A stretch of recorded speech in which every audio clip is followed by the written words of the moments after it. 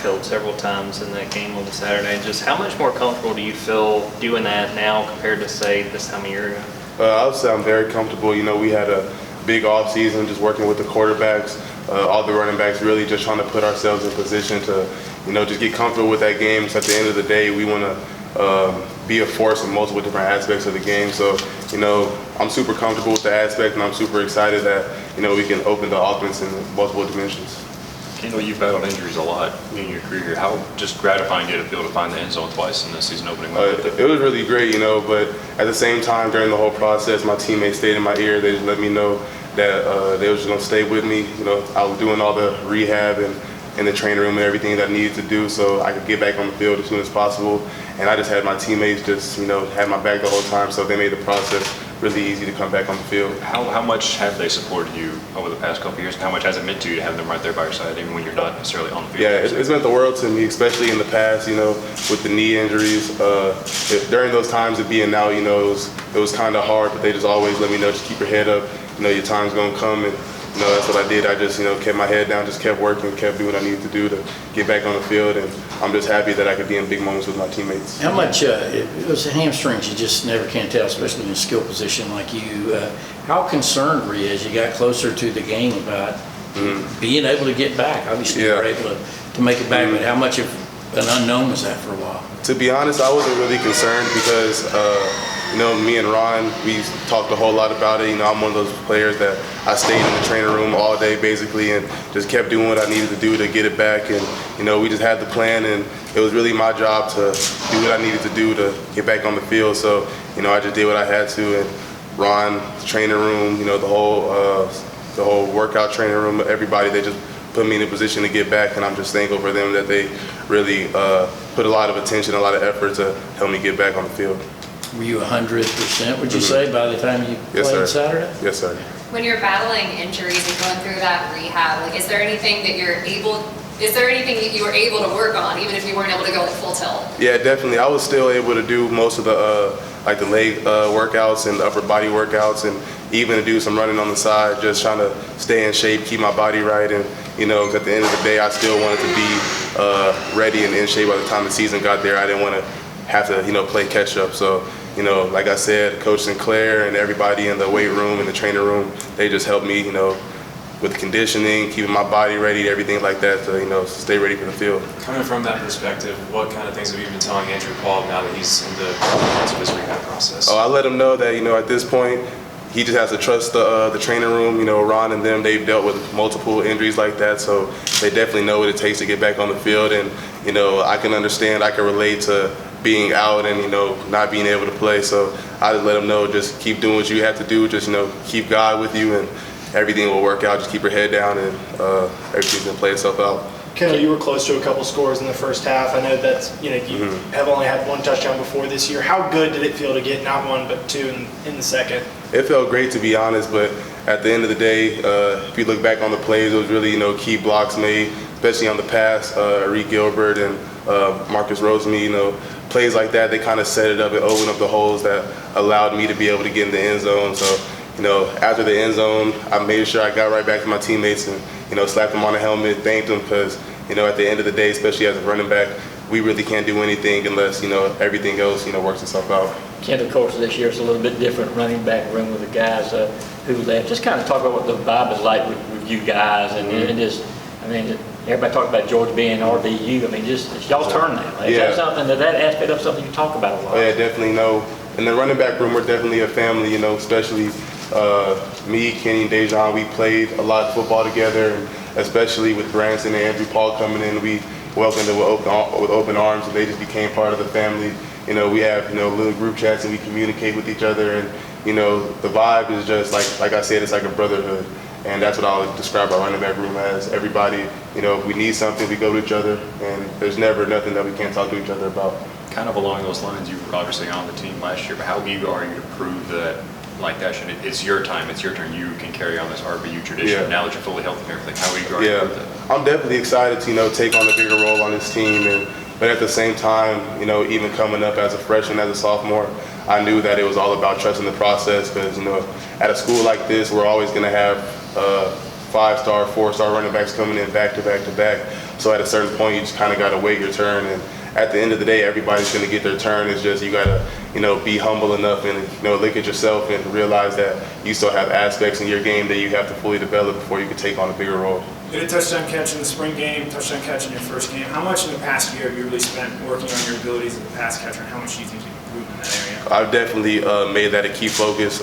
Talking with Coach McGee, I let him know that was one aspect that I wanted to work on, because coming in at high school, I felt like, high school I didn't really catch the ball. It was mostly, just running the ball. So coming in, I let him know that I want to, by the time that it's my time to, move on, I want to be the complete back in all areas. And he's worked with me, countless times during the offseason, just trying to put me in those deep ball situations or those coming out the backfield situations. And I'm just thankful that, I have a coach that, is willing to put effort for me to be able to help make my dreams happen. What's this week been like, knowing that you guys had a pretty complete game last week and you have a different type of opponent this week?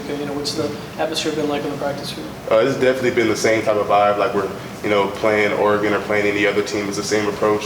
One thing that we've kind of been focusing on is at the end of the day, we have to uphold our standard as Georgia. We can't, look any other way. We have to make it our job to keep the standard alive and keep those physical Tuesday, Wednesday practices, because at the end of the day, those practices are what build Georgia football. Those, we call it Bloody Tuesdays, and, we come out there and it's just bloodbath, team running, periods like that. Those are periods that, build Georgia football. So we're still attacking this week, and, every day we're practicing hard because, we want to be the best team. And I believe that we have everything we need, the players, the coaches, and, we trust the coaches to, make that happen. So we're just taking this, hungry as ever. After the game, Kirby talked about this being an offense that people are at home, they're watching, and they want to play in it. As somebody that's actually out there on the field, what is it that makes this offense attractive to guys' perspective? I would say Coach Monken, he has the ability to, it's not just an offense where it's just passing or just running. He has the ability to put the ball in multiple different players' hands and, let players just show what they can do. And I feel like just coming off of that Oregon game, I feel like a lot of players, they all got to touch the ball and everybody really made plays. And that's really the most exciting thing about football, when you and all your brothers, the ones that you, grind out with doing those stadium runs or those team runs, the conditioning, when everybody's really eating. And that's what makes it more fun, because at the end of the day, you want to see everybody eat. So this offense is just, I would say, talking to a recruit or something like that, this is an offense where everybody can showcase their talents. We saw Kenny making plays in the backfield, lined up out wide. How much of that, what he did on Saturday, is what you've been seeing pretty much through the offseason? Oh, that's, seeing Kenny do that is, that's really kind of nothing new.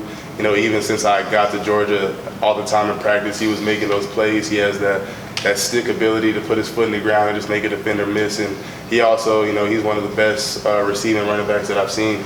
So just, seeing him in the game, I was really happy for him because, like I said, in this system, you just have to wait your turn. And I was just happy to see, one of my brothers just be able to go out there and showcase for the world what we already knew. Like you said, you had to be patient, to finally be given the opportunity. Well, there are times the first couple years, I know the injuries kind of had a little bit to do with it, but did you find your own patience kind of wearing thin? You kind of had to talk to somebody and say, hey, look, I've got to I wouldn't really say it wore thin because, I had James Cook and Zamir White in front of me, and, those are both great backs. And, just watching them practice and just seeing how comfortable they were in the game time, a lot of the comfort they had were things that I was nervous about, like when it came to pass blocking or catching out the backfield or just, getting the reads throughout the defense. And you kind of have to look yourself in the mirror and decide okay, are you really ready to be, the number one or, ready to have that main role? So I kind of just, took my opportunities and tried to do the most that I could do with them. But at the end of the day, I still knew that I had things to work on to be able to become the back that I wanted to be. How much better do you feel you read defenses now when you're lined up in the backfield? Does it come natural now? You still kind of, depending on somebody else to kind of help guide you, what's going to happen? No, I feel very confident now.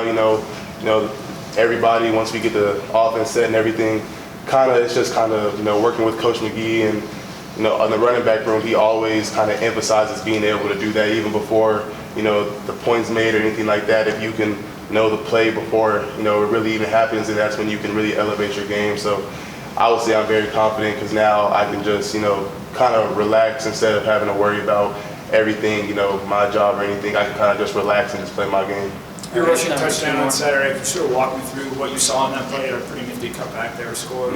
Really, we got the ball, and one thing that in the running back room we emphasize is you got to be able to make first level reads. So, just got the ball and saw, the cut to be made, and once I made the cut, I just saw green grass, and that's definitely a great feeling because once you get that open space, all you got to do is just go take it. So the line, they did what they had to. They opened up the hole, and it was just my job to finish it. And I'm just thankful for the line that we have because those guys are the same guys that every day they're out there battling against some of the best D-line in the country every day, just working and working and working, and we just make each other better.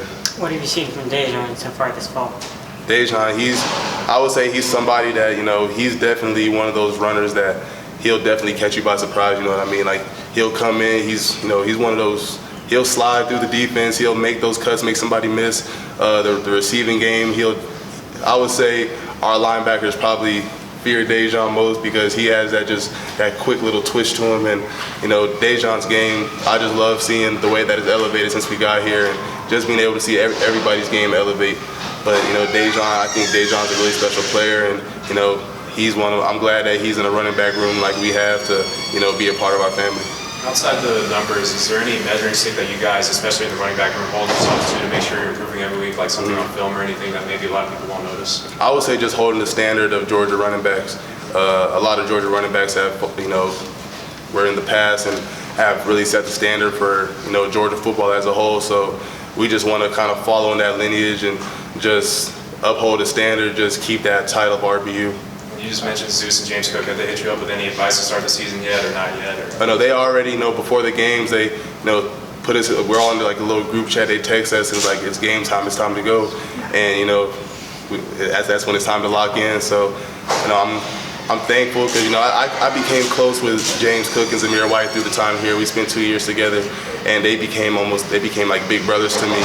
They, in times when, it was tough for me at Georgia, they were the ones that helped me keep my head up and, keep my head on straight. So, I'm glad that even as they're doing their thing, continuing to chase their dream at the next level, they still reach back out to us and basically just kind of give us a few words before the game and let us know it's time to lock in. All right, thank you, Kendall. Appreciate it.